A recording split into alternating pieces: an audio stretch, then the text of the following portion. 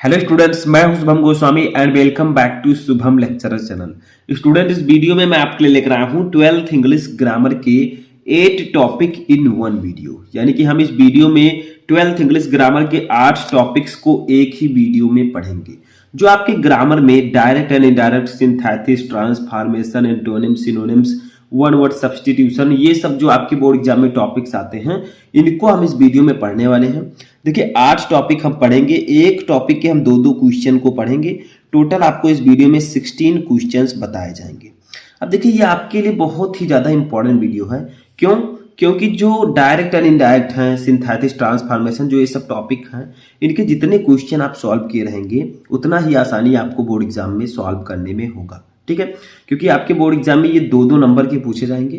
तो चलिए वीडियो को स्टार्ट करते हैं। और सबसे पहले इस वीडियो को आप लोग कर दीजिएगा लाइक, क्योंकि अगर आप ये वीडियो लास्ट तक देख लेते हैं तो आपके ये 8 टॉपिक आसानी से क्लियर हो जाएंगे और आपको ये भी समझ में आ जाएगा कि किस प्रकार से आपको बोर्ड एग्जाम में लिखना है। देखिए, सबसे पहले हम बात करेंगे डायरेक्ट एंड इनडायरेक्ट नरेशन की। एक स्टेप वाइज हम चलेंगे। ठीक है? सबसे पहले डायरेक्ट एंड इनडायरेक्ट की बात करेंगे, जिसमें पहला जो हमारा क्वेश्चन है, ये एक इंट्रोगेटिव सेंटेंस है जो कि उल्टा दिया गया है। रिपोर्टिंग वर्ब अलग है और रिपोर्टेड स्पीच अलग है। ठीक है? देखिए, where do you live ask the stranger, यानी कि तुम कहाँ रहते हो, स्ट्रेंजर ने पूछा। स्ट्रेंजर का मतलब होता है हिंदी अजनबी, अजनबी ने पूछा। ठीक है? तो तुम कहाँ रहते हो, अजनबी ने पूछा। तो ऐसे उल्टा भी आ सकता है। ठीक है? आपका जो रिपोर्टिंग वर्ब है वो पीछे भी हो सकता है, रिपोर्टेड वर्ब आगे रह सकता है, लेकिन आपको पहले रिपोर्टिंग वर्ब को ही लिखना है। ठीक है? तो आपको लिखना है द स्ट्रेंजर, द स्ट्रेंजर। अगर उल्टा आ जाता है तो आप लोगों को भटकना नहीं है, आपको सबसे पहले रिपोर्टिंग वर्ब भी लिखना है। तो द स्ट्रेंजर, अब यहाँ पर आस्क्ड ऑलरेडी लगा है। अगर यहाँ पर साइड होता तब भी हम आस्क्ड यहाँ पर लिखते, क्योंकि जो आपका इंट्रोगेटिव सेंटेंस होता है उसमें हम आस्क्ड या इंक्वायर्ड आपका यूज करते हैं। ठीक है? तो द स्ट्रेंजर आस्क्ड।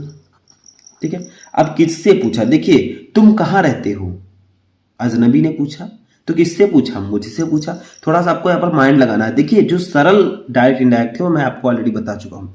यहाँ पर थोड़े टफ मैं आपके लिए लेकर आया हूँ, जो कि बोर्ड एग्जाम में पूछे जाने के चांसेस बहुत ही ज्यादा हैं। तो देखिए, यहाँ पर आप मी लिख सकते हैं अपनी तरफ से, क्योंकि किससे पूछा होगा? मुझसे ही पूछा होगा, तुम कहाँ रहते हो। ठीक है? तो द स्ट्रेंजर आस्क्ड मी। अब देखिए, जब आप इंट्रोगेटिव सेंटेंस का यूज करते हैं और उसमें क्वेश्चन वर्ड पहले दिया है व्हेयर, ठीक है, तो आपको डायरेक्टली व्हेयर का यूज कर देना, इफ या वेदर नहीं यूज करना है। ठीक है? अगर हेल्पिंग वर्ब सिर्फ आगे होता तो आपको इफ या वेदर का यूज करना होता। ठीक है? तो व्हेयर, फिर सब्जेक्ट लिखना यू। यू है सेकंड पर्सन का प्रोनाउन, ये बदलेगा ऑब्जेक्ट से। ऑब्जेक्ट है मी, मी के लिए हम यूज करेंगे आई। अब चूंकि ये जो आपका है वेयर डू यू लिव, तुम कहाँ रहते हो, ये आपका प्रेजेंट इंडेफिनिट टेंस है। जब इसको हम इनडायरेक्ट में कन्वर्ट करेंगे तो ये पास्ट इंडेफिनिट टेंस में कन्वर्ट हो जाएगा। तो वेयर आई, अब लिव का सेकंड फॉर्म हम लिख देंगे लिव्ड। ठीक है? तो ये आपका इनडायरेक्ट में कन्वर्ट हो चुका है। समझ में आ गया? तो जो आपका रिपोर्टिंग वर्ब है उसको ही आपको पहले लिखना है, बाद में दिया हो या कहीं भी दिया हो आपको पहले ही लिखना है। तो the stranger asked me where I lived. ठीक है? समझ में आ गया? अभी समझ में आ जाएगा। सेकंड क्वेश्चन देखिए, my father said to me don't bath in the flooded water. My friend said to me, मेरे मित्र ने मुझसे कहा don't bath in the flooded water, यानी कि बाढ़ के पानी में मत नहाओ, बाढ़ के पानी में मत नहाओ। ठीक है? तो देखिए, यहां पर आपका ये इंपरेटिव सेंटेंस है, जो आपका रिपोर्टेड क्लॉज है ये इंपरेटिव सेंटेंस में है। तो इसमें क्या चेंजेस होगा? देखिए, माई फ्रेंड हम ऐसे लिख देंगे, माई फ्रेंड। अब जो आपका रिपोर्टेड क्लॉज है, ठीक है, ये don't bath in the flooded water, इसमें देखिए आपको क्या कहा जा रहा है? बाढ़ के पानी में मत नहाओ। तो आपको एडवाइस दिया जा रहा है या सजेस्ट किया जा रहा है, रिक्वेस्ट किया जा रहा है या ऑर्डर दिया जा रहा है? बताइए क्या किया जा रहा है? तो आपको एडवाइस दिया जा रहा है। ठीक है? जो फ्रेंड है वो अपने फ्रेंड को एडवाइस देता है कि बाढ़ के पानी में मत नहाओ वरना आप डूब भी सकते हैं। ठीक है? तो द फ्रेंड एडवाइज्ड, यहाँ पर हम सैड टू के स्थान पर एडवाइज्ड लिखेंगे। लेकिन याद रहे, अगर यहाँ पर ऑर्डर दिया जाता तो आप ऑर्डर लिखते, अगर रिक्वेस्ट किया जाता तो आपको रिक्वेस्ट लिखना है। ठीक है? रिक्वेस्टेड, तो एडवाइज्ड मी। ठीक है? अब देखिए, यहाँ पर हम इंपरेटिव में टू से जोड़ते हैं, लेकिन यहाँ पर आपका डोंट है, तो डोंट है तो हम यहाँ पर नॉट टू लिखेंगे, पहले नॉट फिर टू। ठीक है? Not to bath in the flooded water, in the flooded water. ठीक? तो ये आपका इनडायरेक्ट में कन्वर्ट हो चुका है। समझ में आ गया होगा आई होप। तो ये दो क्वेश्चन मैंने आपको डायरेक्ट एंड इनडायरेक्ट बताए। नेक्स्ट क्वेश्चन हमारा जो है वो सिंथेसिस का होगा। तो देखिए नेक्स्ट टॉपिक हमारा है सिंथेसिस ऑफ सेंटेंसेज। ठीक है, 8 टॉपिक में से जो हमारा दूसरा टॉपिक है वो सिंथेसिस है।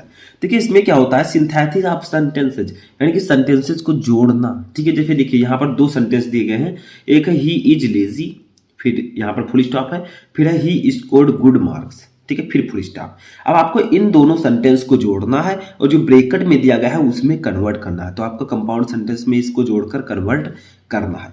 तो सिंथेसिस में होता क्या है, आपको 2 या 2 से अधिक वाक्यों को जोड़ना होता है, लेकिन जो ब्रैकेट में दिया गया है उसी के अनुसार आपको जोड़कर सेंटेंस को बनाना है। ठीक है, तो he is lazy, he scored good mark यानी कि वह आलसी है, उसने अच्छा मार्क प्राप्त किया। ठीक है, बट यहां पर आपको इसे कंपाउंड सेंटेंस में कन्वर्ट करना है। तो आप लिखेंगे ही इज लेजी एट का मतलब होता है फिर भी।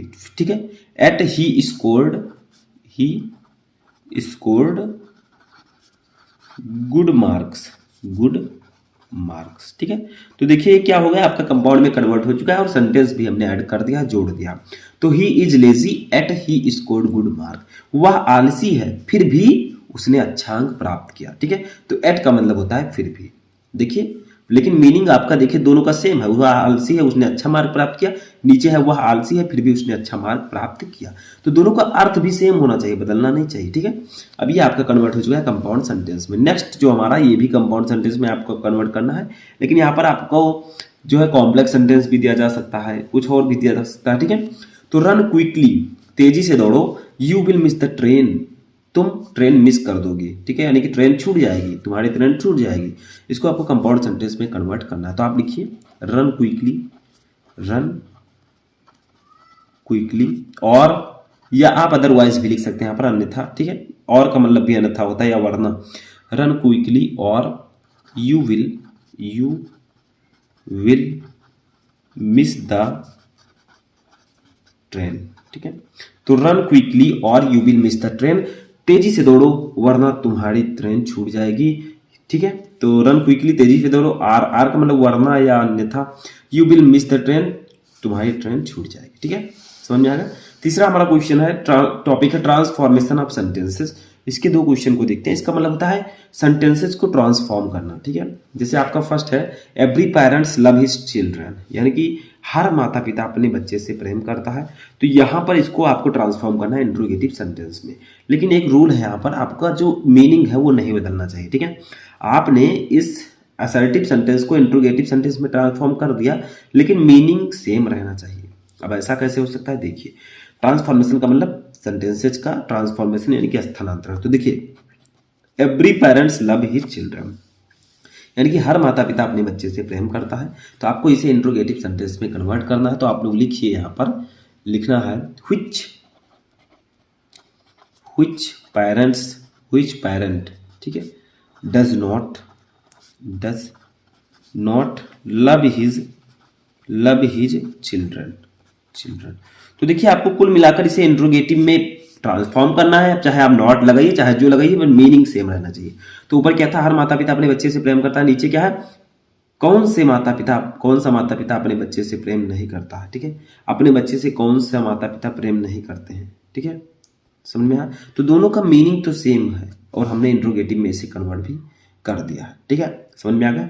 ऐसे सेकंड देखिए, अभी समझ में आ जाएगा। तो देखिए ट्रांसफॉर्मेशन में आपसे पैसिव वॉइस में भी कन्वर्ट करना पूछा जाता है कि इसको पैसिव वॉइस में कन्वर्ट कीजिए। तो यार एक हमारे पास इंपरेटिव सेंटेंस है, do not insult the weak का मतलब कमजोर लोग। ठीक है, तो कमजोरों का अपमान मत करो, do not insult the weak, इसे आप पैसिव वॉइस में कन्वर्ट कीजिए। तो किसका अपमान मत करो, कमजोरों का। ठीक है, तो ये आपका ऑब्जेक्ट है, तो हम लिखेंगे द वीक। ठीक है, अब चूंकि आपका ये इंपरेटिव सेंटेंस है तो इसमें हम क्या करते हैं, जैसे आपका नेगेटिव है do not insult the weak, कमजोर का अपमान मत करो, तो द वीक। अब यहाँ पर आपको शुड लगाना है। ठीक है, शुड बी लगाना है, लेकिन यहाँ पर डू नॉट है तो शुड नॉट बी आपको लिखना है, शुड नॉट बी। अब आपको लिख देना है इंसल्टेड। ठीक है, इंसल्टेड। तो अगर आपको इंपरेटिव सेंटेंस का पैसिव वॉइस बनाना है तो सबसे पहले ऑब्जेक्ट तो आपको लिखना ही पड़ेगा, तो द वीक। ठीक है, अब इसमें चूंकि क्रिया तो दिया नहीं है, ठीक है, यानी कि वर्ब नहीं दिया गया, तो आपको शुड नॉट भी लिखना है और बाकी इंसल्ट का इंसल्टेड कर देना है। ठीक है, पैसिव वॉइस में कन्वर्ट हो चुका है। तो ये थे आपके ट्रांसफॉर्मेशन। चौथा टॉपिक हमारा सिंटैक्स। सिंटैक्स का मतलब करेक्शन ऑफ सेंटेंसेज, यानी कि सेंटेंस में कुछ मिस्टेक्स हैं उसको आप सही करके लिखिए, गलतियां सही कीजिए। जैसे आप हिंदी में वाक्य संशोधन पढ़ते हैं तो देखिए ए मैन इज मॉर्टल, यानी कि आदमी नश्वर है, ठीक है। मॉर्टल का मतलब नश्वर। तो यहाँ पर क्या गलती है, देखिए यहाँ पर मैन के साथ ए नहीं लगेगा, सीधा आप लिखिए मैन इज मॉर्टल, ठीक है। मैन इज मॉर्टल यानी कि आदमी नश्वर है, ठीक है, ये आपका सही होगा। ऐसे ही थोड़ी थोड़ी गलतियां होंगी जो आपको सही करना चाहिए। देखिए one should do his duty, सभी को अपने कर्तव्य करना चाहिए, ठीक है। सभी को अपना कर्तव्य का पालन करना चाहिए। तो देखिए यहाँ पर गलती क्या है, वन के साथ अपने की अंग्रेजी यहाँ पर हिज यूज हुआ है, लेकिन वन के साथ हिज का यूज नहीं होता बल्कि वंस का यूज होता है। तो लिखिए one should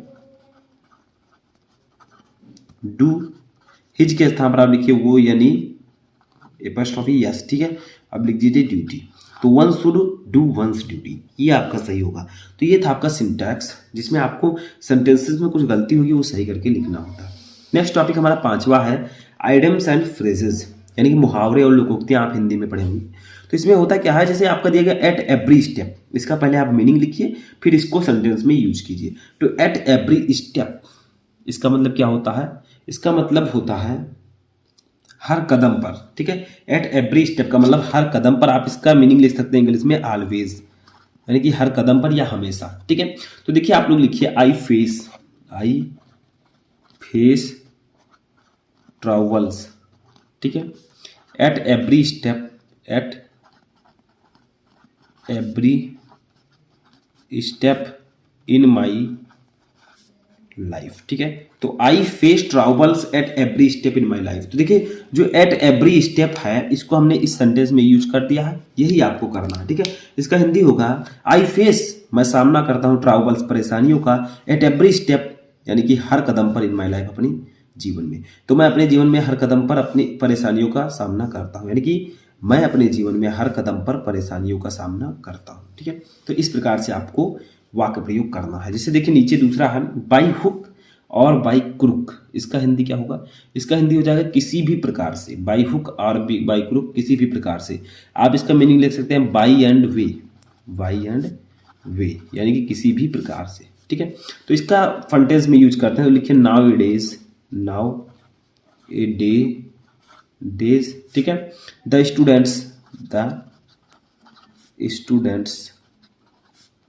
want to pass by hook or by crook, ठीक है।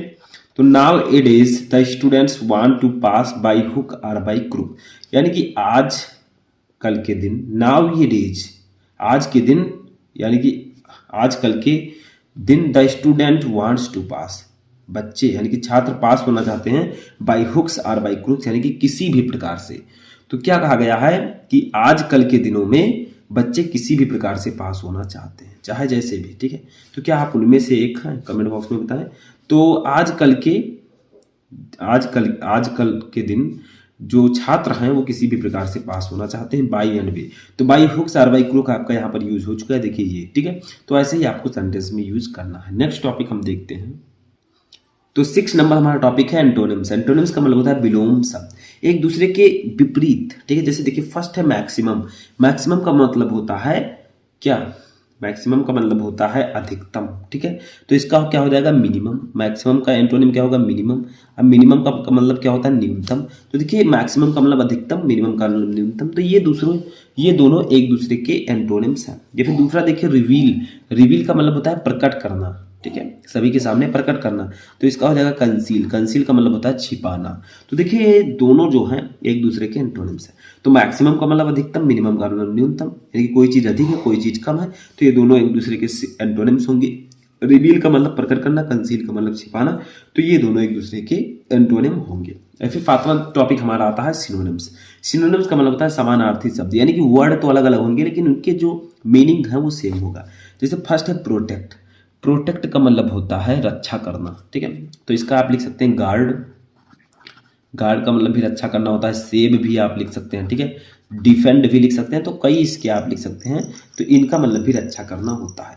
तो आप प्रोटेक्ट का मतलब भी रक्षा करना, गार्ड सेव डिफेंड का मतलब भी रक्षा करना। तो देखिए वर्ड तो अलग अलग है लेकिन इनके मीनिंग सेम है। ऐसे सेकंड है क्वाइट। क्वाइट का मतलब होता है शांत, ठीक है, तो इसका आप लोग लिख सकते हैं साइलेंस। साइलेंस का मतलब भी होता है शांत, ठीक है, तो ये दोनों एक दूसरे के सिनोनिम्स होंगे। लास्ट वन टॉपिक हमारा है वन वर्ड सब्स्टिट्यूशन, यानी कि अनेक शब्दों के लिए एक शब्द। जैसे देखिए the act of making the environment impure, ठीक है, यानी कि पर्यावरण को अशुद्ध करने की क्रिया को हम क्या कहते हैं, पर्यावरण को अशुद्ध करने की क्रिया, ठीक है, इसको एक वर्ड में हम क्या कहेंगे, एक शब्द में इसे हम कहते हैं पॉल्यूशन। एक शब्द में हम क्या कहते हैं, पॉल्यूशन, यानी कि प्रदूषण, ठीक है। तो पर्यावरण को अशुद्ध करने की क्रिया को हम क्या कहते हैं, पॉल्यूशन, एक वर्ड में।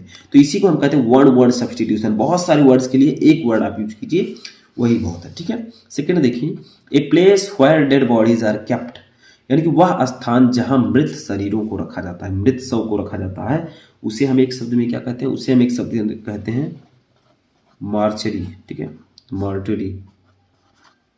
मॉर्टरी का मतलब होता है मुर्दा घर, ठीक है, या शव घर ये होता है, ठीक है। तो वह स्थान जहां डेड बॉडीज को रखा जाता है, यानी कि मृत शरीर को रखा जाता है, उसे हम कहते हैं मॉर्टरी। मॉर्टरी का मतलब होता है शव घर या मुर्दा घर, ठीक है। तो यहीं पर आपका ये वीडियो एंड होता है। यहाँ तक मैंने आपको 8 टॉपिक बताया, 8 टॉपिक के 2-2 क्वेश्चन बताए, 16 क्वेश्चन टोटल आपको इस वीडियो में बताए गए। अब आप लोग कमेंट करके बताइए कि इन 16 क्वेश्चन में से कितने क्वेश्चन आपको पहले से पता थे। देखते हैं कितने स्टूडेंट को पहले से ही क्वेश्चन पता थे। तो अगर आपको किसी और टॉपिक पर वीडियो चाहिए तो कमेंट बॉक्स में आप बताइएगा कैसा लगा आपको वीडियो पसंद आए तो वीडियो को लाइक कर दीजिए, चैनल पर नए चैनल को सब्सक्राइब करके बेल आइकन प्रेस कर दें ताकि सभी इंपॉर्टेंट वीडियो आपको टाइम से मिलते रहें।